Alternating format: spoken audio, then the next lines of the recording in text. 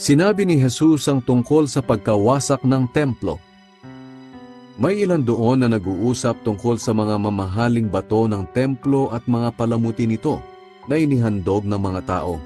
Sinabi sa kanila ni Jesus, "Darating ang araw na ang lahat ng nakikita ninyong iyan ay magigiba at walang maiiwang bato na magkapatong. Mga paghihirap at pag-uusig na darating." Tinanong nila si Jesus, "Guro, kailan po mangyayari ang sinabi ninyo? At ano ang mga palatandaan kung malapit na mangyari iyon?" Sumagot si Jesus, "Mag-ingat kayo na hindi kayo malinlang ninuman, sapagkat marami ang darating sa aking pangalan at sasabihin nilang sila ang Kristo. At sasabihin din nilang, dumating na ang panahon. Huwag kayong maniniwala sa kanila. At kung makabalita kayo ng mga digmaan at mga himagsikan, huwag kayong matakot. Kinakailangang mangyari ang mga ito, ngunit hindi pa kaagad darating ang katapusan." Sinabi pa ni Jesus sa kanila, "Magdidigmaan ang mga bansa at mga kaharian. Magkakaroon ng malalakas na lindol, taggutom, at mga salot sa iba't ibang lugar.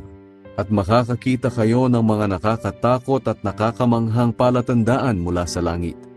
Ngunit bago mangyari ang lahat ng iyan ay uusigin muna kayo at dadakpin ng mga tao. Dadalhin nila kayo sa mga sambahan ng mga Hudyo upang akusahan at ipabilanggo. Iimbestigahan kayo sa harap ng mga hari at mga gobernador dahil sa pagsunod ninyo sa akin. Magiging pagkakataon nyo ito upang magpatotoo sa kanila tungkol sa akin. Kaya itanim ninyo sa inyong isip na hindi kayo dapat mabalisa kung ano ang inyong isasagot. Sapagkat bibigyan ko kayo ng karunungan sa pagsagot para hindi makaimik ang inyong mga kalaban. Ibibigay kayo sa inyong mga kaaway ng sarili ninyong mga magulang, kapatid, kamag-anak at mga kaibigan. At ipapapatay nila ang ilan sa inyo. Kapopotan kayo ng lahat dahil sa pagsunod ninyo sa akin. Ngunit hindi kayo mapapahamak. At kung magpapakatatag kayo, magkakaroon kayo ng buhay na walang hanggan."